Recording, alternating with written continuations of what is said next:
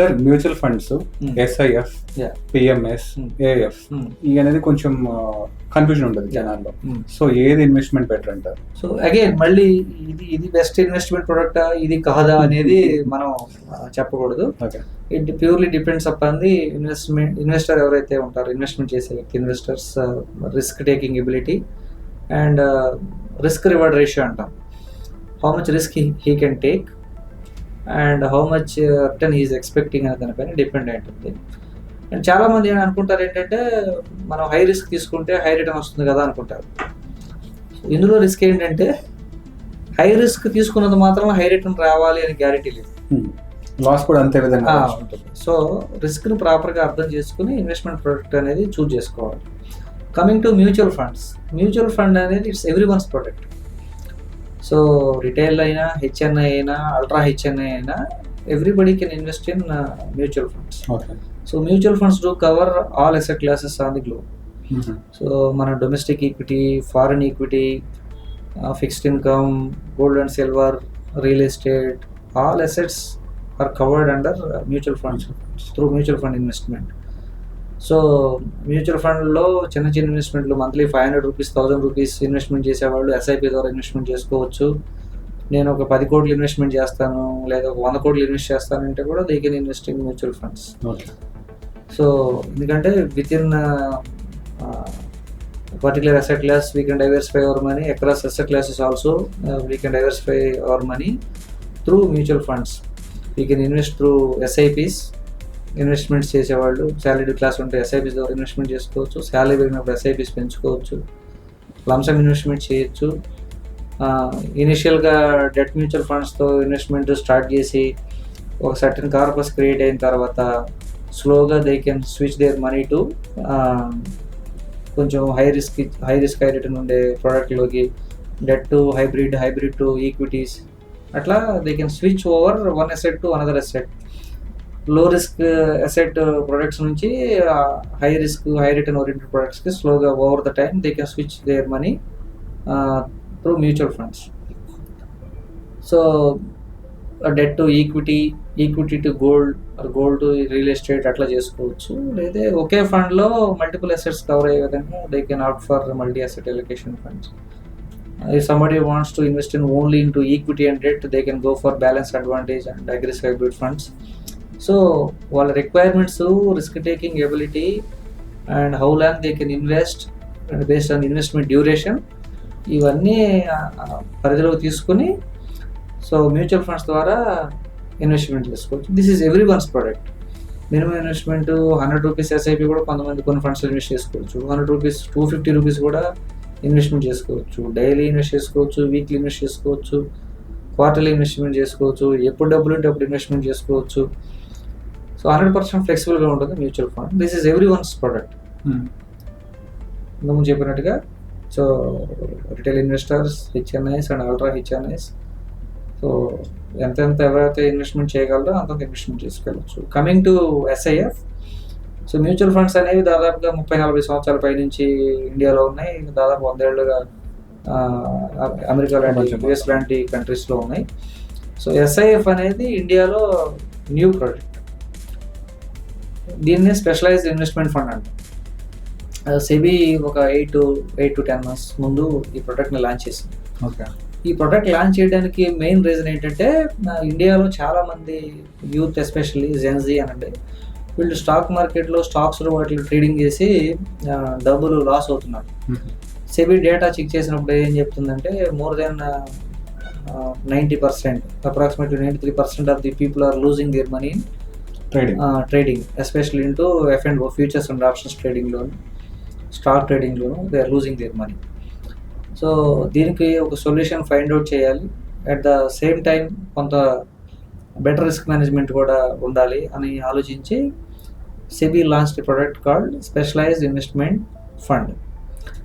ఈ specialised investment fund 75% they operate like a mutual fund, 25% they can invest in derivatives. Derivatives అంటే equity derivatives అంటే futures and options, అలాగే currency derivatives and commodity డెరివేటివ్స్లో కూడా investment చేయొచ్చు. First of the 25%. మ్యాండేటరీగా 25% డెరివేటివ్స్లో invest చేయాలంటే లేదు, based on the market fluctuations, market volatility చేయొచ్చు. అంటే mutual ఫండ్స్లో కూడా డెరివేటివ్స్ని ఇంతకుముందు యూజ్ చేయడానికి పర్మిషన్ ఉంది, సెబీ పర్మిషన్ ఉంది ఫండ్ మేనేజర్స్. అయితే ఏంటంటే ఎగ్జిస్టింగ్ స్టాక్స్ ఏవైతే ఉన్నాయో మార్కెట్ పడుతుంది అనే వ్యూలో ఉన్నప్పుడు దీనికి ఎగ్జాక్ట్ కాంట్రా లేదా ఆపోజిట్ పొజిషన్స్ తీసుకోవచ్చు డెరివేటివ్స్లో. అంటే ఎట్లాగో ఇక్కడ స్టాక్స్ బై చేసి హోల్డ్ చేస్తుంటారు కాబట్టి మార్కెట్ పడుతుంది అన్నప్పుడు దానికి ఆపోజిట్ పొజిషన్స్ F&Oలో తీసుకోవచ్చు, డెరివేటివ్స్ ఫ్యూచర్స్లో కానీ ఆప్షన్స్లో కానీ చేసి హెడ్జింగ్ పర్పస్ కోసం వాడచ్చు. మ్యూచువల్ ఫండ్లో నేకెడ్ షార్ట్స్ అంటారు. నేకెడ్ షార్ట్స్ అంటే మనకి ఏదైనా అండర్లయింగ్ ఒక పర్టికులర్ స్టాక్లో కానీ సెట్ ఆఫ్ స్టాక్స్లో కానీ మనకి ఇన్వెస్ట్మెంట్స్ లేకుండా, సో ఇప్పుడు కొత్తగా వచ్చిన ఎస్ఐఎఫ్లో ఏంటంటే ఈ నేకెడ్ షార్ట్స్ తీసుకోవడానికి కూడా మనకి మ్యూచువల్ ఫండ్ ఎస్ఐఎఫ్లో అలౌడ్ అనమాట. అసలు ఎస్ఐఎఫ్లో నేకెడ్ షార్ట్స్ ఆర్ అలౌడ్. మనకి ఎగ్జాంపుల్కి ఒక రిలయన్స్ స్టాక్ మన పోర్ట్ఫోలియోలో ఉన్నా లేకపోయినా ఈ స్టాక్ పడుద్దని మనకి ఫండ్ మేనేజర్కి ఒక వ్యూ ఉంటే దాన్ని బట్టి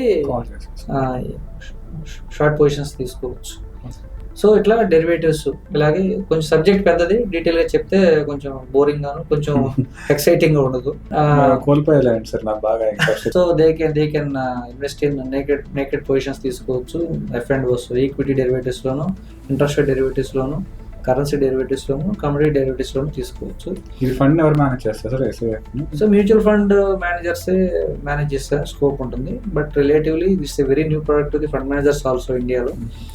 సో మ్యూచువల్ ఫండ్ మేనేజర్స్తో పోలిస్తే ఎస్ఐ ఫండ్ మేనేజర్స్కి కొంచెం స్కిల్ సెట్ కొంచెం ఎక్కువ ఉండాల్సిన అవసరం ఖచ్చితంగా ఉంది. పెద్ద కంపెనీస్ వచ్చినాయి సార్ ఎస్ఐఎఫ్ దాంట్లో.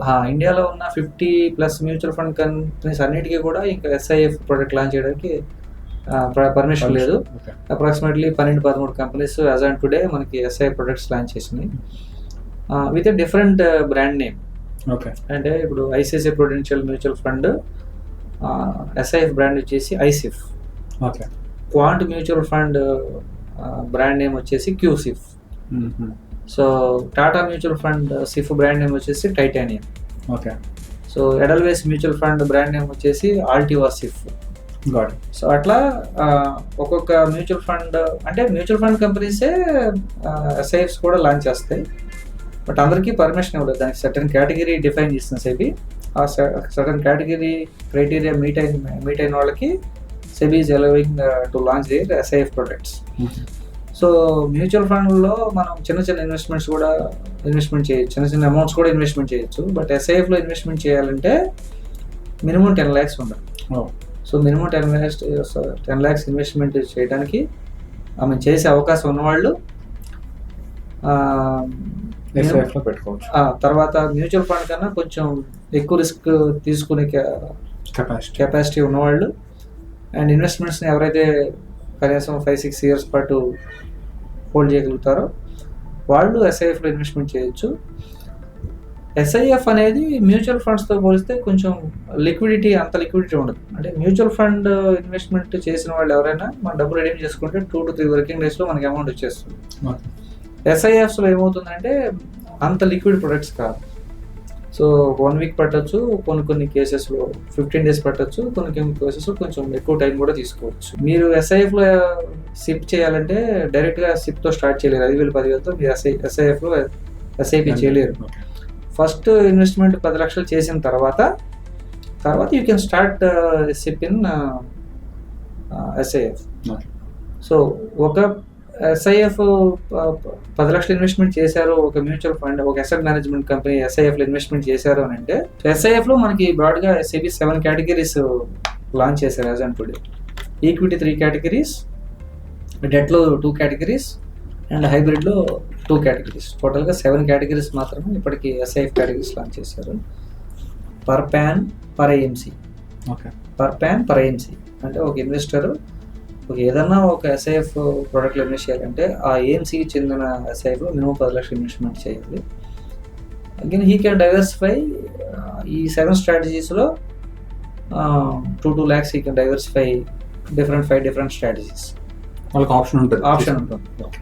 సో నేను 20 lakhs ఇన్వెస్ట్ చేస్తా SIF లో అంటే 10 lakhs to one AMC SIF and 10 lakhs to some other company SIF లో చూజ్ చేసుకోవచ్చు. ఈ మ్యూచువల్ ఈ AMC SIF ప్రోడక్ట్లో ఈక్విటీ స్ట్రాటజీ సెలెక్ట్ చేసుకోవచ్చు, లేదంటే ఇదే AMC SIF లో కొంత ఈక్విటీ, కొంత హైబ్రిడ్, కొంత డెట్లో చూజ్ చేసుకోవచ్చు. అలాగే ఇంకో 10 lakhs వేరే AMC SIF లో ఇన్వెస్ట్మెంట్ చేసి అక్కడ కూడా కొంత ఈక్విటీ, కొంత హైబ్రిడ్, కొంత డెట్ చూజ్ చేసుకోవచ్చు. మార్కెట్ కండిషన్స్ బట్టి we can switch over money to equity, debt to hybrid, అట్లా కూడా we can switch to one product to another product based on the market conditions to better the returns. It's a very new product. In the coming years, we discuss more detailed about SIFs in the coming years. And coming to PMS అనేది ఏంటంటే mutual fund లానే ఉంటుంది, కొంచెం డిఫరెంట్గా ఉంటుంది mutual ఫండ్స్తో పోలిస్తే. ఎవరైతే మినిమం ఇన్వెస్ట్మెంట్ 50 లక్షలు చేయగలరో వాళ్ళు PMSని ఆప్ట్ చేసుకోవచ్చు, పోర్ట్ఫోలియో మేనేజ్మెంట్ సర్వీసెస్. సో PMSలో ఏంటంటే కొంచెం కాన్సన్ట్రేటెడ్ పోర్ట్ఫోలియోస్ ఉంటాయి మ్యూచువల్ ఫండ్తో పోలిస్తే. మ్యూచువల్ ఫండ్స్ అంత డైవర్సిఫైడ్ ఉండవు PMSలు అనేవి. అందులో కూడా మళ్ళీ equity, debt and hybrid oriented categories ఉంటాయి. సో ప్రతి యాక్టివ్ మ్యూచువల్ ఫండ్ మేనేజర్కి ఒక బెంచ్ మార్క్ ఉంటుంది. ఆ బెంచ్ మార్క్ బీట్ చేసే విధంగా accordingly they will try to manage their money, అంటే మ్యూచువల్ ఫండ్లో. సో PMSలో ఏంటంటే ఈ బెంచ్ మార్క్ అనేది, పర్టికులర్ బెంచ్ మార్క్ అనేది వీళ్ళు పెట్టుకుని దాన్ని బీట్ చేయాలి పెట్టుకుంటారు, కానీ ఆ సెక్టర్ అంటే ఆ బెంచ్ మార్క్ని బట్టి ఆ స్టాక్స్ ఇందులో వెయిటేజెస్ ఎలా ఉండాలి, లేదంటే ఆ పర్టికులర్ స్టాక్స్ ఇందులో ఉండాలనేది లేదు.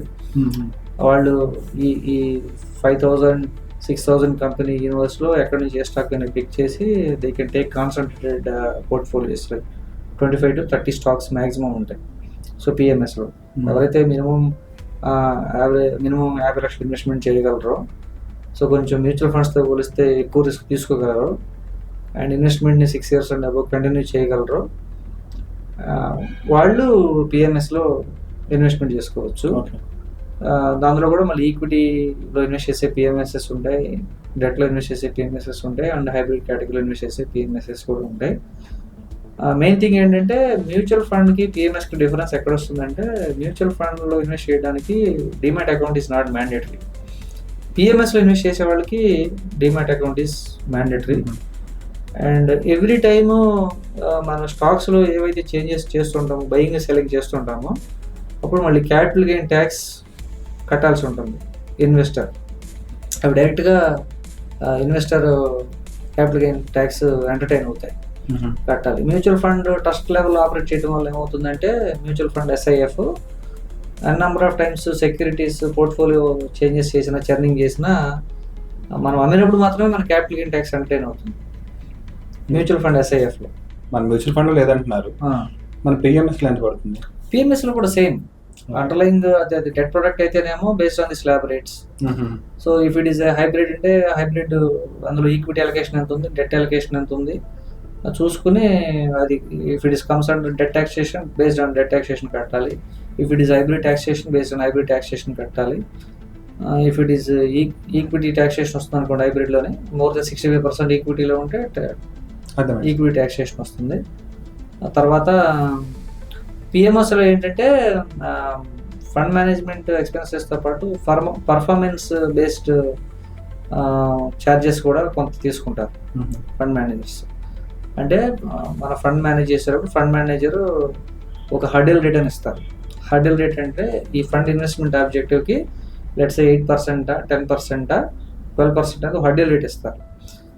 ఈ ఫండ్ మేనేజరు పర్టికులర్ ఇయర్లో ఈ మెన్షన్ చేసిన హర్డిల్ రేట్ కన్నా అబోవ్ రిటర్న్ జనరేట్ చేస్తే మాత్రమే పర్ఫార్మెన్స్ ఓరియంటెడ్ పర్సంటేజ్ తీసుకుంటారు. If is not beating that hurdle rate percentage అయితే మెన్షన్ చేసే దానికన్నా రిటర్న్ బీట్ చేసి ఇవ్వలేకపోయారు అనుకోండి, ఓన్లీ అడ్మినిస్ట్రేషన్ ఛార్జెస్ మాత్రమే తీసుకుంటారు. They don't charge performance oriented తీసుకోరు. అంటే ఇప్పుడు లాస్ట్ ఇయర్లో ఒక సర్టెన్ పర్సంటేజ్ రిటర్న్ ఇచ్చారు. లెట్స్ సే మీరు ఒక 1 crore పిఎంఎస్లో ఇన్వెస్ట్మెంట్ చేసి హర్డిల్ రేట్ 10% పెట్టారనుకోండి, 1 crore 10 lakhs పైన ఎంతైతే రిటర్న్ వస్తాయో ఆ వచ్చిన రిటర్న్ పైన మాత్రమే పర్సంటేజ్ అని తీసుకుంటాం. మీకు ఎంత పర్సంటేజ్ పర్ఫార్మెన్స్ ఛార్జెస్ పర్ఫార్మెన్స్ పైన ఛార్జ్ చేస్తారు. సో నెక్స్ట్ ఇయర్ రిటర్న్ అనేది ఈ 1 crore 10 lakhs పైన అడిషనల్గా ఎంత అయితే జనరేట్ చేస్తారో దానిపైన ఛార్జ్ చేస్తారు. అంటే ప్రీవియస్ వాటర్ మార్క్ అంటారు దాన్ని టెక్నాలజీలో. అంటే ప్రీవియస్ రిటర్న్ ఎంత అయితే ఆల్రెడీ జనరేట్ చేస్తారో దానికన్నా నెక్స్ట్ సెకండ్ ఇయర్ థర్డ్ ఇయర్లో ఎక్కువ రిటర్న్ జనరేట్ చేస్తేనే మళ్ళీ వాళ్ళు పర్ఫార్మెన్స్ బేస్డ్ ఛార్జెస్ అని తీసుకుంటారు. హర్డిల్ అనేది కొంచెం లెంత్ అనేది పెరిగింది. ఒకటి హర్డిల్ రేటు కన్నా అబోవ్ రిటర్న్ జనరేట్ చేయాలి. రెండోది ప్రీవియస్ హై వాటర్ మార్క్ అంటారు. ప్రీవియస్ హై ఎక్కడికైతే ఫండ్ రీచ్ అయ్యిందో దానికన్నా అబోవ్ జనరేట్ చేస్తేనే కమింగ్ ఇయర్స్లో సెకండ్ ఇయర్ థర్డ్ ఇయర్ దానిపైన పర్ఫార్మెన్స్ బేస్డ్ తీసుకుంటారు. సార్ ఇక్కడ మనం ఇంట్రెస్ట్ అదే పర్ఫార్మెన్స్ ఫీ లేకపోతే ఇది పర్ఫార్మెన్స్ దాటిన తర్వాత ఇంత పర్సంటేజ్ అనేది మనం వెల్త్ మేనేజ్మెంట్కి ఇస్తామని చెప్పాం. పర్సంటేజ్ సర్టెన్ అమౌంట్ అనేది. సో మ్యూచువల్ ఫండ్స్ కూడా ఇట్లాంటివి ఏమైనా తీసుకుంటాయా? మ్యూచువల్ ఫండ్స్ అట్లా అంటే మ్యూచువల్ ఫండ్స్ స్ట్రక్చర్ అర్థం చేసుకుంటే ఏంటంటే there is a expense ratio ఉంటుంది మ్యూచువల్ ఫండ్.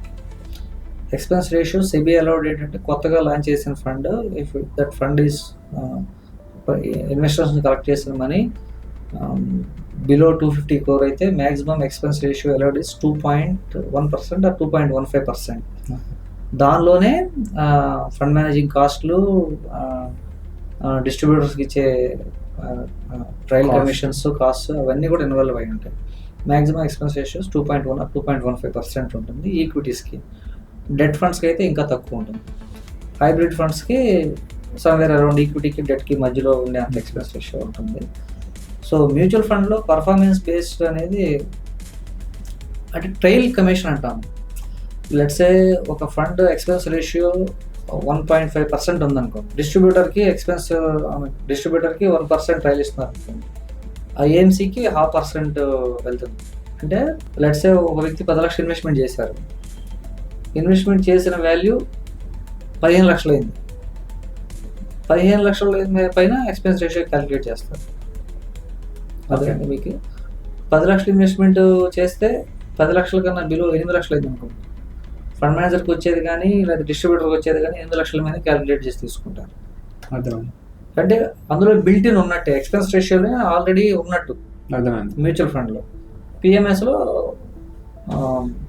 కొంచెం సపరేట్గా ఛార్జ్ చేస్తారు. అడ్మినిస్ట్రేషన్ ఛార్జెస్ తర్వాత పర్ఫార్మెన్స్ బేస్డ్ ఛార్జెస్ పిఎంఎస్లో ఉంటాయి. Demat account mandatory. Every time ఇన్వెస్టర్కి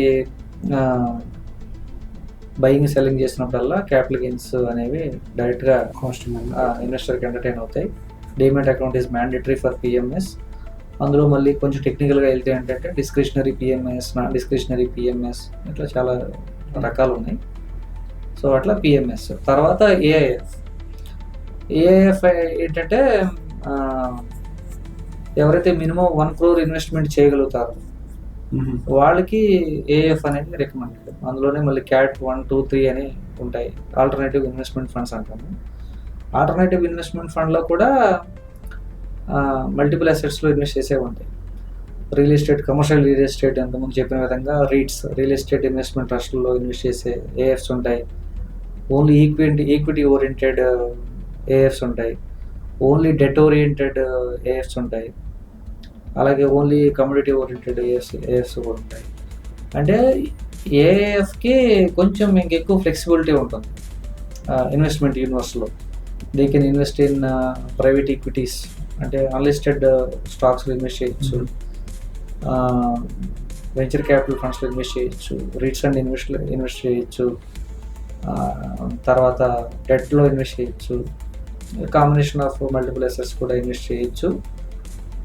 మినిమం ఇన్వెస్ట్మెంట్ టికెట్ 1 crore. వాటికి కొన్ని ఏఎఫ్స్ అనేవి కొంత లాక్-ఇన్ ఉంటాయి. 3 years ఉండే అబౌట్ 4 years ఉండే అబౌట్ లాక్-ఇన్స్ ఉంటాయి. సో ఎప్పుడు పడితే అప్పుడు ఏఎఫ్లో ఇన్వెస్ట్మెంట్ చేయడానికి కొన్ని కేటగిరీస్లో అవకాశం ఉండదు. సో కొన్ని పర్టికులర్ టైము ఓపెన్ ఉంటాయి, ఆ టైంలోనే మనం ఇన్వెస్ట్మెంట్ చేయాలి. ఇన్వెస్ట్మెంట్ చేసిన తర్వాత మళ్ళీ లాగిన్ అయిపోతాయి. మళ్ళీ ఆ ఫండ్ క్లోజర్ అప్పుడు మొత్తం ఎంత అయితే గెయిన్తో సహా ఇన్వెస్టర్ అకౌంట్కి క్రెడిట్ అయిపోతాయి. సో కొన్ని ఏఎఫ్స్లో ఉన్న బ్యూటీనెస్ ఏంటంటే, సో మీరు ఇన్వెస్ట్మెంట్ ఒక 1 crore చేసి మీ ఇన్వెస్ట్మెంట్ వాల్యూ 10 yearsలో లేదా ఒక 6 yearsలో 2 crores అయింది అనుకోండి. సో మీరు రిడీమ్ చేసుకున్న తర్వాత 100% ఐ మీన్ 0% ట్యాక్స్ అనమాట. No capital gain tax in the hands of investor. So 2 crores fully tax exempt, అంటే అసలు ప్లస్ గెయిన్స్ రెండు కలిపి without paying any single rupee tax we can take it. అట్లా వేస్తున్నాం. So mutual fund is coming to your question, retail అంటే mutual funds retail investors అయినా, HNIs అయినా, ultra HNIs అయినా, it is everyone's product. We can diversify our money to across asset classes, or within asset class also we can diversify our money. Long term wealth క్రియేషన్కి mutual ఫండ్ని select చేసుకోవచ్చు. మా risk taking ఎబిలిటీని బట్టి ఏ అసెట్స్లో ఎంతెంత percentage పెట్టాలో చూసుకుని we can allocate our money. So it is everybody's product. SIF minimum 10 lakhs ఉండాలి. కొంచెం high risk high return category, relatively new product into the market. Mutual fund కన్నా కొంచెం లిక్విడిటీ తక్కువ ఉన్నటువంటి ప్రోడక్ట్. సో పిఎంఎస్ అనేది demat mandatory, capital gains entertain అవుతాయి ఇన్వెస్టర్స్కి every time securities buying selling చేసినప్పుడు. తర్వాత demat mandatory, minimum 50 lakhs investment ఉండాలి. ఏఎఫ్లో మినిమం 1 crore ఉండాలి. సో ఏఎఫ్లో ఇంకోటి ఏంటంటే లెవరేజ్ పొజిషన్స్ కూడా తీసుకోవడానికి ఎలా ఉంటుంది. లెవరేజ్ అంటే ఇప్పుడు మన దగ్గర ఇన్వెస్ట్మెంట్ చేసిన మనకి 1 crore ఉంటే దానిపైన లెవరేజ్ అంటారు, లెవరేజ్ ట్రేడింగ్ అంటారు. లెవరేజ్ పొజిషన్స్ కూడా తీసుకోవడానికి అవకాశం ఉంటుంది ఏఎఫ్లో. Okay. So mutual fund is everyone's product. SIF is high risk and new product. Somebody who can invest 10 lakhs they can choose SIFs. ఇంకా ఎక్కువ మనీ ఉంటే they can not for PMS. ఇంకా ఎక్కువ మనీ ఉంటే they can go for AIF. అంటే ఒక 10 crores net worth అంతా financial అసెట్స్లోనే ఉంది ఒక ఇన్వెస్టర్కి అనుకుంటే, ఒక 60 to 80% money they can put it in mutual funds. ఓ 10% ఎస్ఐఎఫ్లో పెట్టచ్చు. ఓ 10 to 20% పిఎంఎస్ ఏఎఫ్ అండ్ ప్రోడక్ట్లో కూడా they can invest. They can diversify our money across mutual funds, SIF, PMS and AIF when you have huge money to invest, big money to invest.